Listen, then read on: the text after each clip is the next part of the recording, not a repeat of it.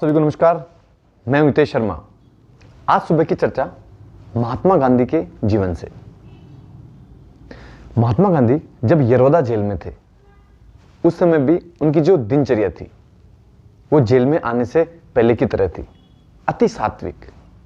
सुबह जल्दी उठना, दैनिक कार्यक्रम करना, उसके बाद पढ़ना, योग करना, प्रार्थना करना, लेखन का कार्य करना और उसके बाद जो बाहर से लोग उनसे मिलने आते उनसे मुलाकात करना। अधिकांश जो लोग बापू से मिलने आते वो उनसे प्रार्थना करते कि यहाँ किसी चीज़ की जरूरत हो, कोई समस्या हो तो हमें बताएं। और बापू हमेशा उन्हें मना कर देते।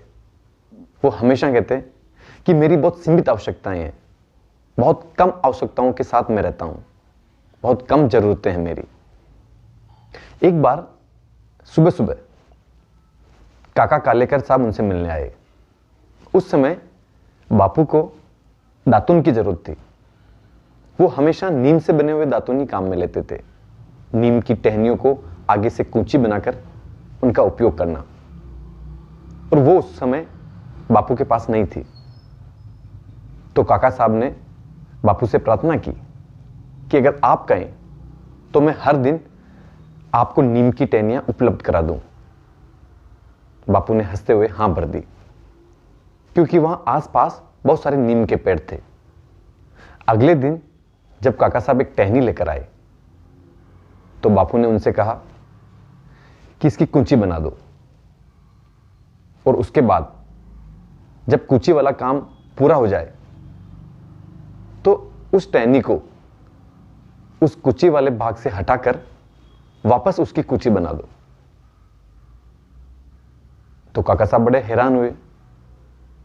उन्होंने कहा कि यहां इतने सारे नीम के पेड़ हैं, अगर हर दिन भी आप करेंगे तो भी कोई कम नहीं होने वाला, तो फिर एक ही टहनी का उपयोग बार बार क्यों?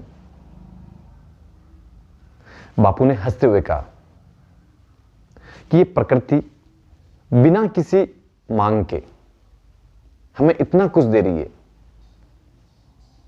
क्या ये हमारी जिम्मेदारी नहीं बनती कि हम इनका दुरुपयोग नहीं करें, इनका सदुपयोग करें? जब तक एक टहनी पूरी सूख नहीं जाती उस समय तक उसका दातुन बनाकर मैं उसका उपयोग करता हूं। क्या जीवन में हम प्रकृति का इतना दोहन करें, इतना दुरुपयोग करें कि आने वाली पीढ़ियों के लिए जो प्रकृति है या प्रकृति की चीजें हैं वो उनके लिए बचे ही नहीं? काका साहब बड़े शर्मिंदा हुए। उन्होंने बापू से माफी मांगी और उनसे कहा कि भविष्य में मैं इस बात का ध्यान रखूंगा। बापू ने उनसे कहा कि जो प्रकृति है यही हमें सब कुछ दे रही है। ये जो जीवन है, प्राणवायु है, प्राण शक्ति है, ये सब हमें प्रकृति से मिल रहा है। प्रकृति परमात्मा का एक दूसरा रूप है। ये सभी की सामूहिक जिम्मेदारी है कि उसका जितना कम हो सके उपयोग करें, और जितना हम उपयोग करते हैं उससे ज्यादा हम प्रकृति को दें। पेड़ लगाएं, पेड़ों की सुरक्षा करें, उनका ध्यान रखें, और जिस वस्तु की जितनी कम जरूरत हो या जितना कम उपयोग हो उतना हम उन्हें काम में लें। कई बार प्रकृति के सहयोग से या प्रकृति के कारण व्यक्ति परमात्मा तक पहुंच जाता है, क्योंकि वही एक पगडंडी है, वही एक रास्ता है जहां से कोई भी व्यक्ति ईश्वर तक पहुंच सकता है। वर्तमान परिस्थितियों में इस बात का ज्यादा महत्व है।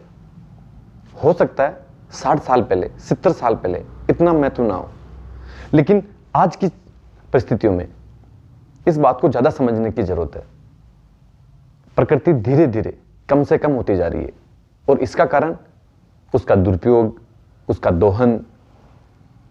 वर्तमान में व्यक्ति जितना प्रकृति का दोहन कर सकता है उतना हर स्तर पे कर रहा है।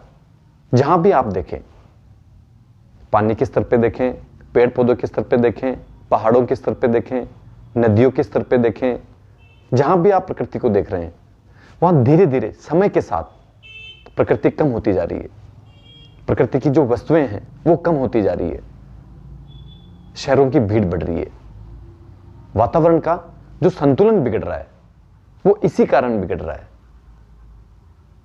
अभी हमें ज्यादा जरूरत है कि हम इस बात को समझें, प्रकृति के साथ मित्रवत व्यवहार करें, क्योंकि ये सारा जो जीवन चक्र है वो प्रकृति के साथ जुड़ा हुआ है। आप एक छोटी सी बात से इसको समझें। व्यक्ति ऑक्सीजन लेता है, वो पेड़ों से आ रही है, और कार्बन डाइऑक्साइड छोड़ता है, वो पेड़ उसे ले रहे हैं। तो एक जीवन चक्र है। अगर दोनों में से एक चक्र बिगड़ा, असंतुलन हुआ, तो कहां से जीवन बचेगा, कहां से मनुष्य बचेंगे? हमें इस बात को ज्यादा गहनता से समझने की जरूरत है।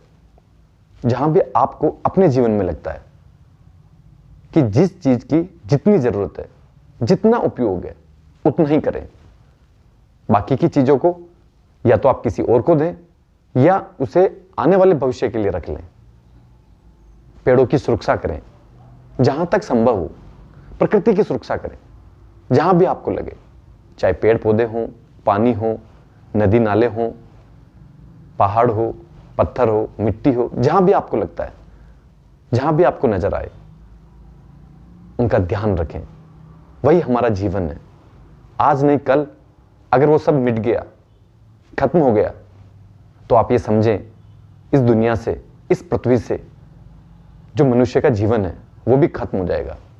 प्रकृति से प्रेम करें, उसको परमात्मा समझें। आपने मुझे प्रेम पूर्वक सुना, उसके लिए धन्यवाद।